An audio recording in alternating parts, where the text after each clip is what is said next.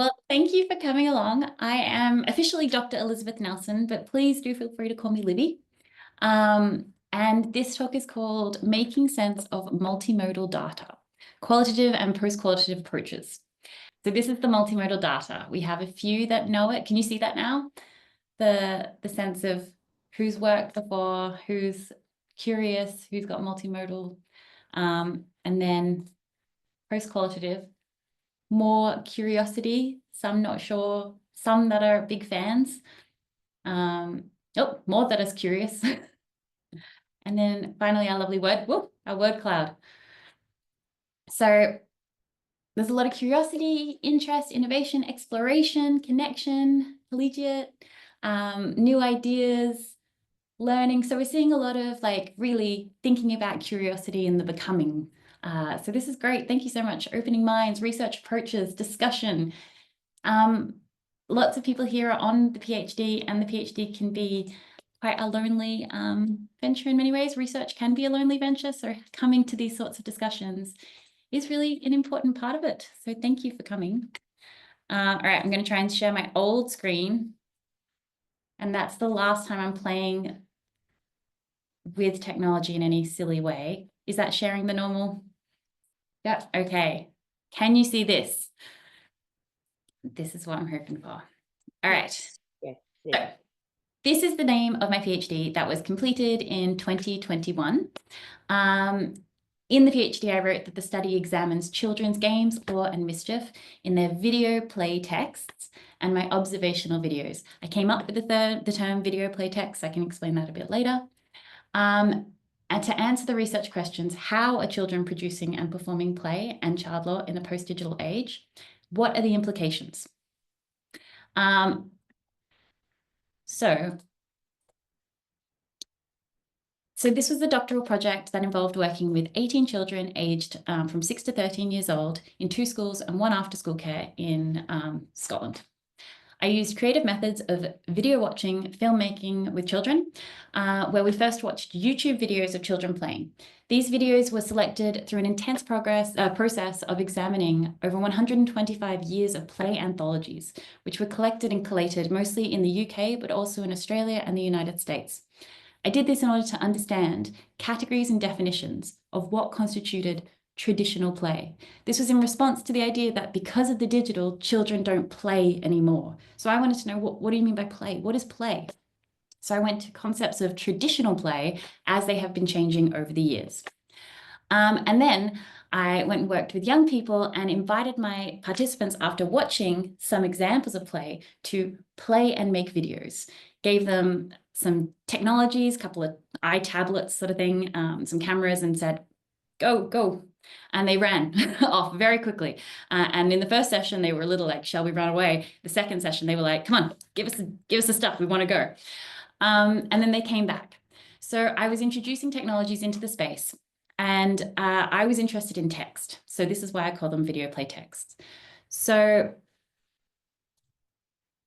I'm going to show you an example of my multimodal data. It's a 3-minute long video that has a lot of shaky scenes. So please just look away if it, makes you a bit seasick. These are selected moments of children's videos, and I've edited them as far as possible to avoid having children's faces, as this is a recorded presentation, but I have lots of beautiful images of children singing directly into the camera. The last clip is actually of a young girl who is singing directly into the camera, but it's just her voice that you will hear. So, I said I was done with my digital stuff, and here I go doing more. Everybody, okay, so floor is lava. 5, 4, 3, 2, 1, 0. I died. What a freak. Okay. Okay, let's do this. We're doing do not play with Lego at 3 AM. We've got our Lego set right here, all of that. And so we're gonna set it up.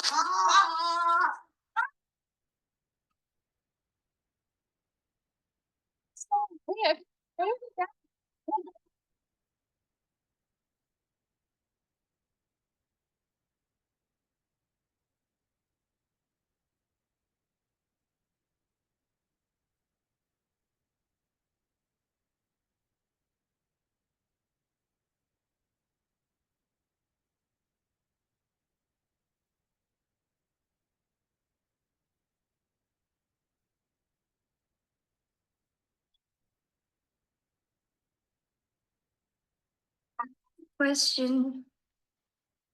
It might seem strange. How are your lungs? Are they in pain? 'Cause mines are aching. Think I know why.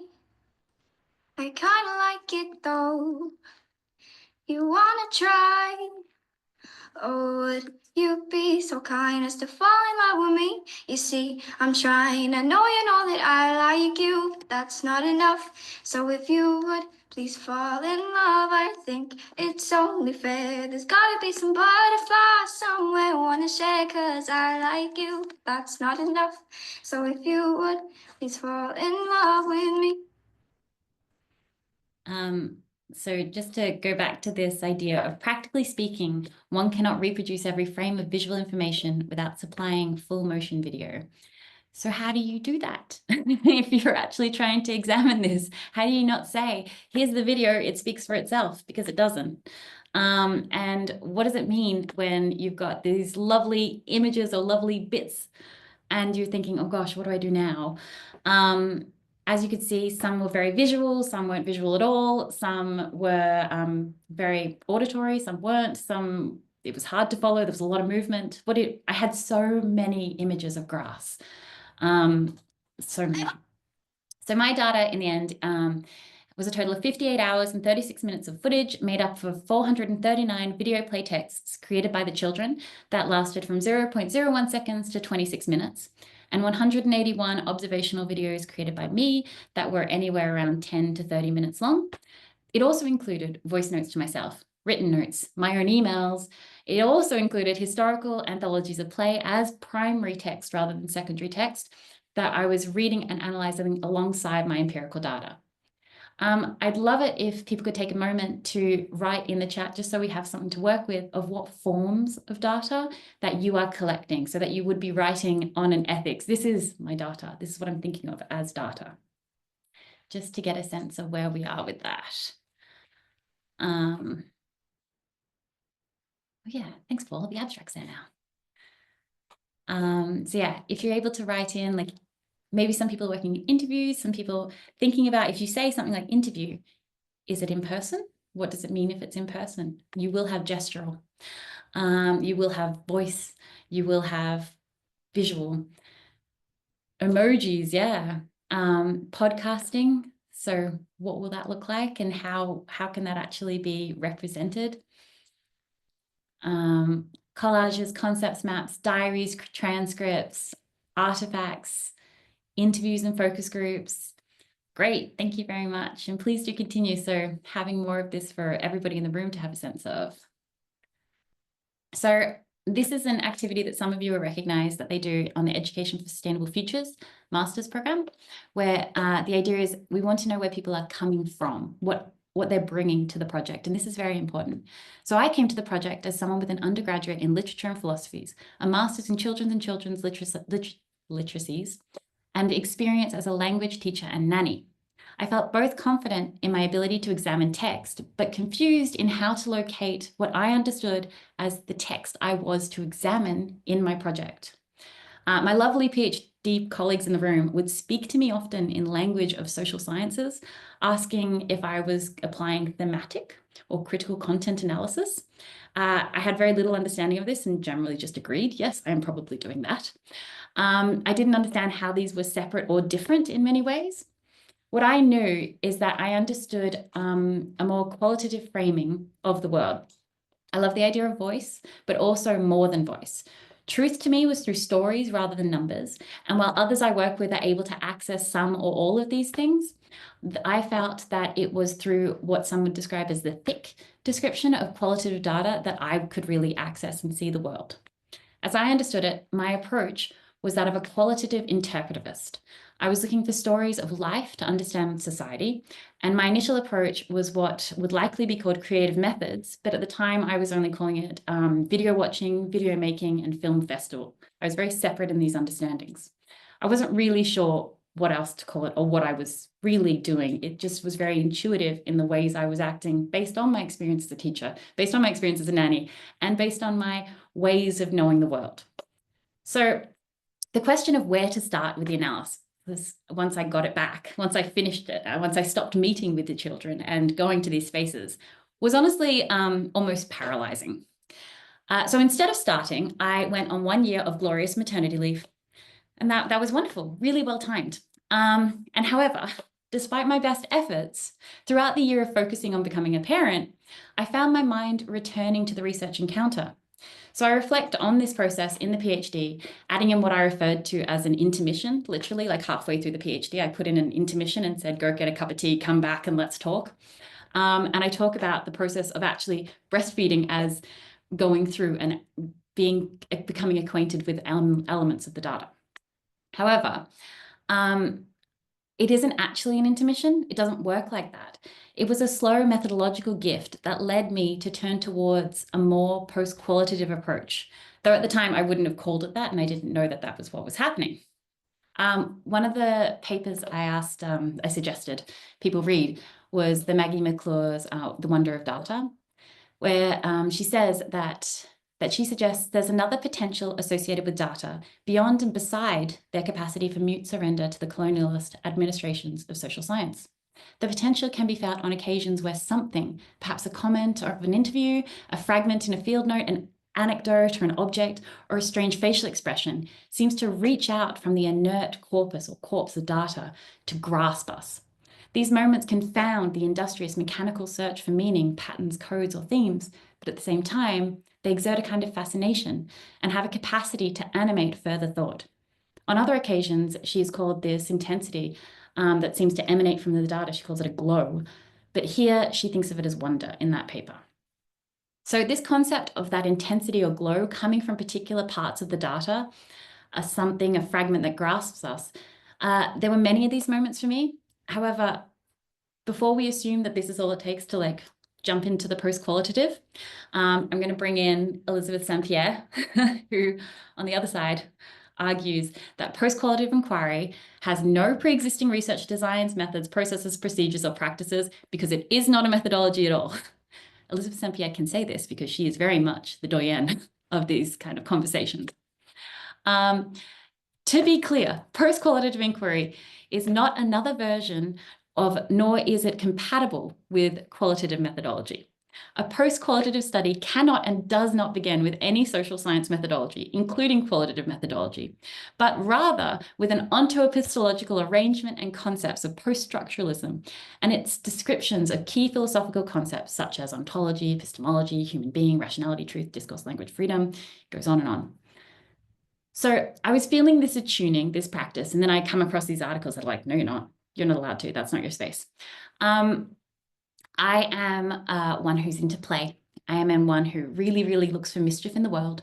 And I like the idea of paying no attention to this as a form of mischief, of saying, well, there are rules in a space where you say there are no rules. Therefore, I will not abide by these rules. I will take bits of post-qualitative and I will listen to those parts and I will allow the wonder of data to lead these affective elements of my research practice, and I will take these moments from post-qualitative that really speak to the way that I am already engaging as a qualitative philosopher. St-Pierre might disagree with this method. Many people might disagree with this method, but that's kind of the fun of being an academic. You can have these disagreements. Maybe I'm wrong. I'm up for that. It's okay to make these mistakes, but the idea is that it's learning and taking in and recognizing that it is there. So this attuning, this practicing or moving towards post-qualitative inquiry cannot be something that we assume we can do or that is planned for, as I understand it. For me, it is somewhere in the relationship of data and the person and this potential for glow and wonder. So from this, I want to go back to my initial journey towards these understandings. I assume many of you will be familiar with the idea and maybe even practice of thematic analysis. If that is so, maybe you're likely familiar with the foundational work of Braun and Clark, 2006. If not, don't worry, now you are. There it is. So I can see how these 5 steps are could be applied to my data set. And indeed, in this presentation, I'm kind of offering a way to read between my 5 stages and these ones. However, I found that as a novice empirical researcher, new to the social sciences, that the language pushed me away from the subject. I felt that I should have already an understanding of what my code was in my work without really knowing what that was. And that I should understand how my themes should already be fitting without really knowing, is a theme a theory? Is it a theme? Like, what are my themes and how do I arrive at them? A priori or not. So as I'd not used this language before, I barely really understood what a data set was. I didn't think of my work as a data set. This is how I was thinking of my work, and still kind of do. A cacophony of movement and play, tumbling images of grass, singing, ball, screaming, dance, silence, and noise. That to me didn't seem like a data set as I was going through it. Retrospectively, I can see that it was and is, but it was about the process of becoming familiar with it, which is one of the Braun and Clark processes. However, I didn't even know what that familiarity looked like. So I needed something that offered steps before the ones offered by Braun and Clark, that process, that had fewer assumptions about the ways that analysis could just work. And therefore, I came up with my own form, building on the work of many that came before me, who worked across and between disciplines adjacent to mine. So I came up with another 5-stage design, not on purpose. It just seems 5's a really good number. This is it. But this isn't what I'm talking about today. So this is the one I used, and I will be talking about this. If you're very interested, you can find it in an amazing work of 100,000 words, which is my PhD. Feel free to have a read. The one that I'm presenting today, and I promise this is the last 5-stage analysis I will be introducing, is this one. So this is what we're doing today. So these 5 stages are presented sequentially, but they're iterative. Movement happens between the spaces, informs the other earlier and later stages. There's organization of chaos, and it is sifting through of reality to find patterns. It's not a truth, but as Braun and Clark were to reflect in 2022 with their colleague Hayfield, it's a starting point for the journey, not a map. So in the next kind of end of the session, I'll be going through these 5 stages: picturing, determining, homing, theorizing, and writing, presenting. And I hope they offer some sort of framing for you, and would love to learn how they do or don't speak to your own work and data. So beginning with picturing the data. In my PhD, I actually thought this was a process that I did before I started my formal analysis, but now I see that it was a first integral step that offered me a foundation on what to build. For my project, I was interested in drawing on images that were non-hierarchical, interwoven, and textured. I looked for visual representations, such as the popular rhizome of Deleuze-Guattari, literary concepts of interlace by Liel, and the metaphor of palimpsest, which is very popular with play researchers, thinking of this overlapping scratchings. So all 3 metaphors were playful forms of imagery, growing, lacing, scratching, to resemble how the mesh of players, environments, and materials collided in the research encounter. They further all play into the historical underpinnings of the project through their respective relationships to time and space, and through the inter or intra-textualities. So I called this my interlaced rhizomatic palimpsest, because I was really, really there. This image is a 30-minute session of a 1.5-hour single encounter at the school. And I did 21 sessions that ranged from 1.5 to 2 hours. So there were lots of these. However, it wasn't right. And it wasn't until I was deep into the stage of familiarizing myself with the data of Braun and Clark's first stage that I realized I actually needed to take this step back. I was back in the world. I was with my daughter, and we were standing on a shoreline somewhere, throwing pebbles into the water. And I was like, this is what my data looks like, because I'm really fun on a day out. And so I picked up a handful of pebbles and I threw them into the water all at once. The ripples from these pebbles ricocheted into one another, bouncing, connecting, transforming, while others, that were further thrown, separated, and they did their own ripples that were uninterrupted. This is how I could see the rupture of me bringing the digital into the space occurred, like how it actually affected what was going on. There were many pebbles to consider as starting points of play. Some of these were the digital tools that I brought into the site, the iPads, the cameras, but others were the other elements in the playground, some materials that were available to the children in play, bowls, traffic cones, and things like that. And then there were also elements of people and environments. So I found that my data was sorted into 3 sorts of pebbles. people, materials, and environments, all thrown together into the pool of the school and aftercare playground. And I was to watch and understand these ripples, sometimes as they collided and sometimes as they worked their way out into the water by themselves. That's how I came up with this, which is actually my methodology. In brief, my analysis draws concentric circles that ripple out from prompts made up of people, environment, materials identified in the children's texts in my videos. These prompts lead to a second circle of responses, which consists of a range of forms that I'll talk about next. This then leads into performances, what I called performances at the time, which is my first kind of immediate level of theory, and then the second, which attunes itself to particular theories. The penultimate layer of the circle brings in the theoretical lenses and themes. These were both a priori and induced in the analysis process to ensure that the data continues to think with theory. In my analysis, the final stage is actually the writing stage and the presentation stage. And while these are often considered as separate, in line with Ringrose and Coleman's methodological practice, they state that they take seriously Deleuze's disruption of there being any clear demarcation between theory and practice, and suggest that how data is made sense of, theorized, is a methodological practice. So how it was eventually presented in the PhD was this, which looks so neat. It looks like a quick process that happened that I knew was going to happen. There aren't clearly ripples, but I put them in the background here. And this is the first stage. This is the shape of my data. And thinking, when you have data, what is the shape can be a very confusing concept. But if there are trees, if there's a hierarchy in your data of more important bits and less important bits, this is saying something about how you will then go on to understand and represent knowledge. This is shaping what you will find.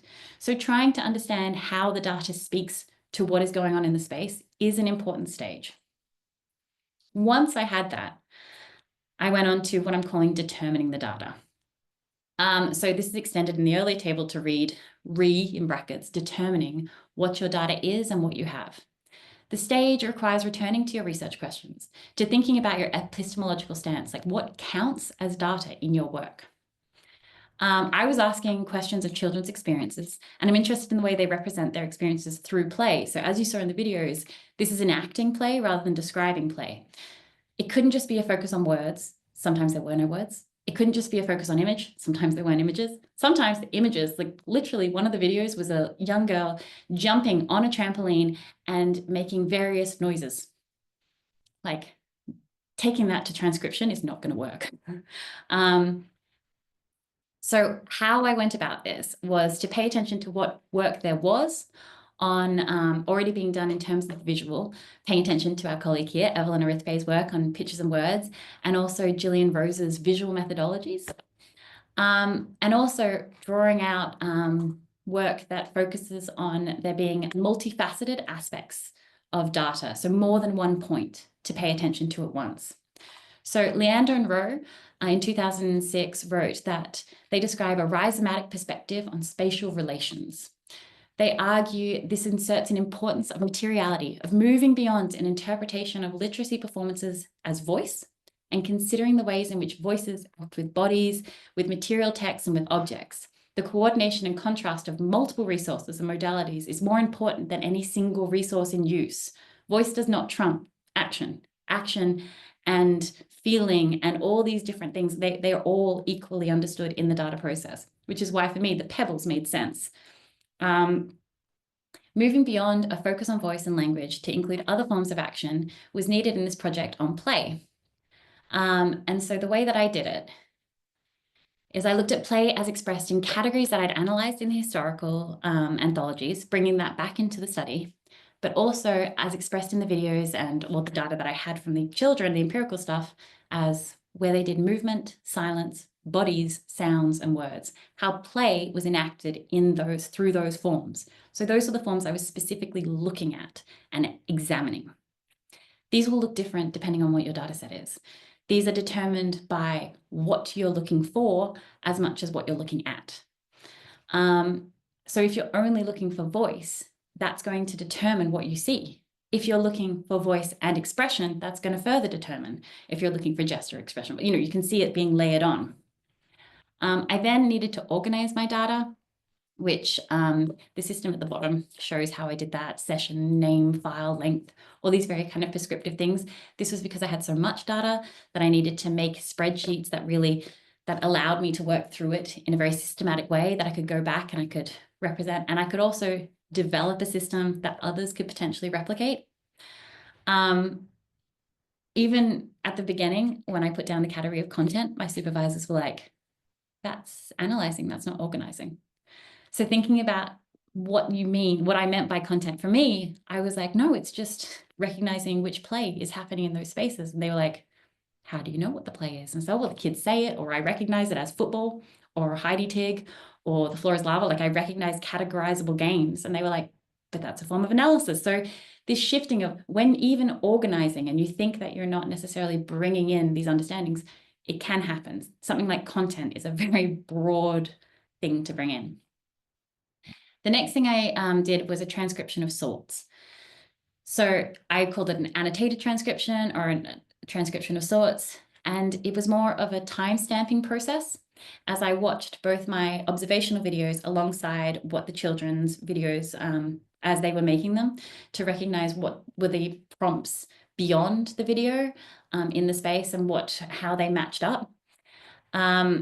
This is a very, very long process, which I started with session 1 across all the sites to see whether it worked as a process.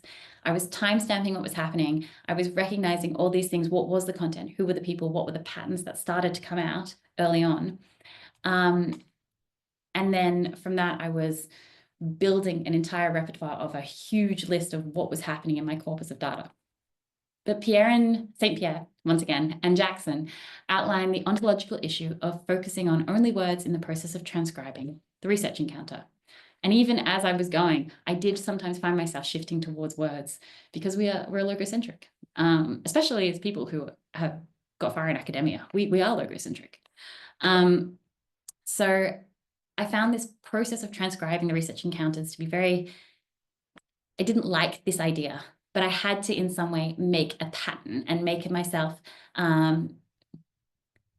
ensure that I was doing the same thing for every video, and ensure that I was something that I could go back and check very easily. St. Pierre and Jackson argue that there's a fundamental flaw in qualitative research where the words do not count as data until they are written, textualized in interview transcripts, until they have lost their presence, arguing that in fact, words can never retain presence. So I was really interested in what it means to retain presence.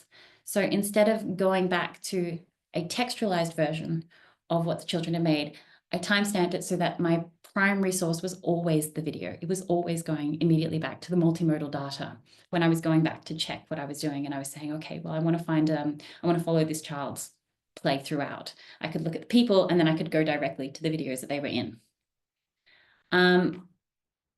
So the watching and re-watching of participants' play videos alongside my observational videos was the main action, while the process of transliterating descriptive elements of the prompts and the responses meant not only that I had a record of these prompts and responses to return to, but that on later stages of analysis, I could also offer another researcher this information to see and understand my process, potentially replicate it. So this content aspect is part of stage 3. This is what I meant by they're not distinct. Homing is what I'm calling it. Homing in the terms of speaking to the disciplinary location of the research. This is something that is often, so as I was going through the videos, I was at the same time participating in this. What I mean is that the idea that my work was attuned to questions, processes, and ideas that were coming from a particular disciplinary space. I knew that I was working in play, but play, like education, is super broad. I knew that I was working in ways that understood play as a folkloric form of being, which was how I organized and set up my research encounters. Therefore, I turned back to these understandings to recognize within that what I was seeing in these disciplinary understandings of folklore performances of play.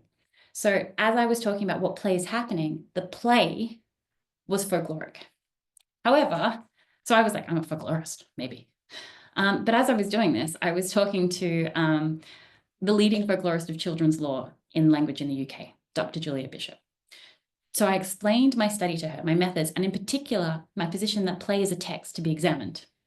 She was very interested, but she said with kindness, that's not a folkloric understanding of play. And this was a wonderful aha moment for me. I realized that my training in children's literature was still shaping the way that I was articulating and understanding the world.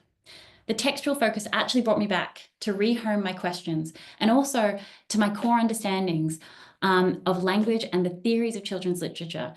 This I then worked with, and I felt confident in using this children's literature media language to talk about something that was being spoken about in folklore and in education and in literacies, but I could ground my work as a children's literature scholar.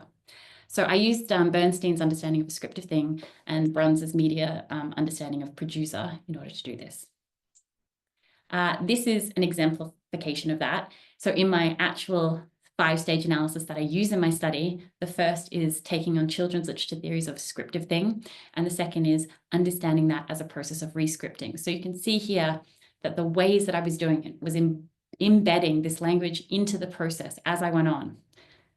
This is a distinct moment. It's a step before theory. This is a step that signposts your work to an audience that is often not articulated in the analysis process. What are your disciplinary homes? Do your questions and analysis process speak to them in a clear through line? The theory, on the other hand, was something that I could apply across a project that wasn't necessarily talking to children's lit. You can use feminism and talk to children's lit, and you can use feminism and you can talk to education studies.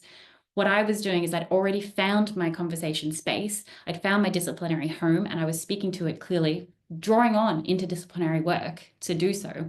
And I'm not suggesting you need to find one, you can find multiple ones. But then from there, I was thinking with theory. The penultimate stage of the analysis process links back to earlier theories that scaffolded the research design.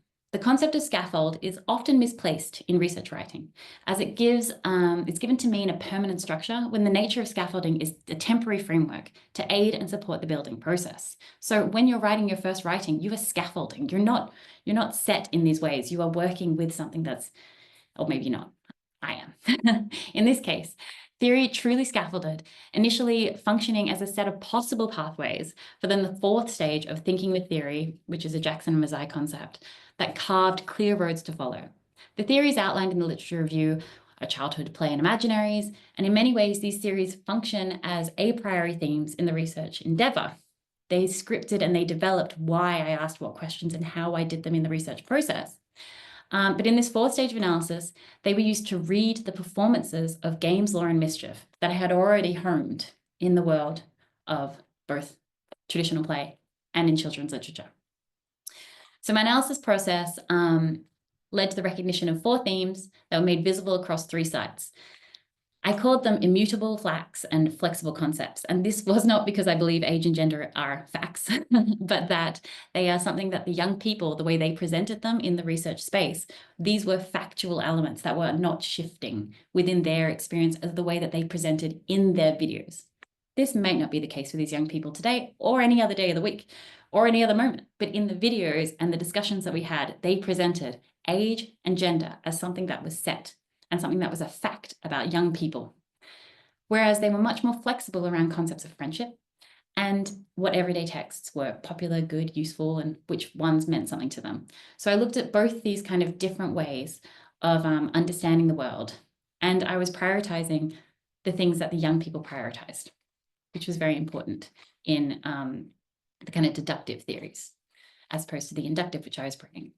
I'm aware that one needs to be wary of order and regularity that's often produced in research in the guise of categories, as Jackson says, the guise of categories that erase difference and privilege identity among seemingly similar things.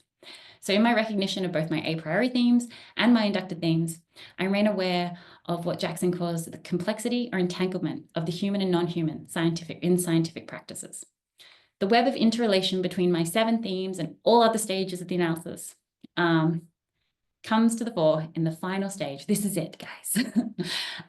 My final stage of methods analysis. So Richard and Saint-Pierre argue that thought happens in writing, the process of carrying ideas into places they may not have traveled without the act of putting words on paper. Richardson and St. Pierre's method acknowledges numerous non-traditional forms of knowing that surround the research process, dreams, feelings, bodies, and that through writing, they are made into data. The writing stage was a substantive process, particularly for my second research question, which asks, what are the implications? And my process itself worked iteratively between what I called foundational writing, so the drafts of literature review, theories, methodology, and the new writing, my 3 findings chapters. In my writing process, and this may not be the case for everybody, but the thesis structure was actually very fluid. As I built my arguments and designed the text, my writing was able to perform 3 key tasks, which I learned from previous tutors, but I've not actually found in academic literature since. But the idea that I found it from a discussion with previous tutors. So that writing ought to support the field, demonstrate where your findings support similar findings from related studies. Where are they? Where is the conversation happening? And where are you seeing the same things? But then where do they diverge from the fields? Demonstrating the difference that arose in my encounters to others. And then third, importantly, extend the field. So for me, this was through paying particular attention to methodology and theoretical insights, such as my textual understanding of children's post-digital forms of traditional play. So in this, I argued that it was taking the field forward, and that was my contribution. And it is through this process of writing that I was able to both see and, importantly, articulate my contribution to the field, which is what we ask of PhDs. Finally, in presenting it, what often happens is that research that pays attention to more than words as a paradigm, unfortunately, often returns to a logocentric presentation of findings. This is often beyond the control of the researcher, and is often more due to regulations. However, with the supportive supervisory team, I was able to bring these multimodal elements into my submitted PhDs and to the participants. This was done in 3 ways.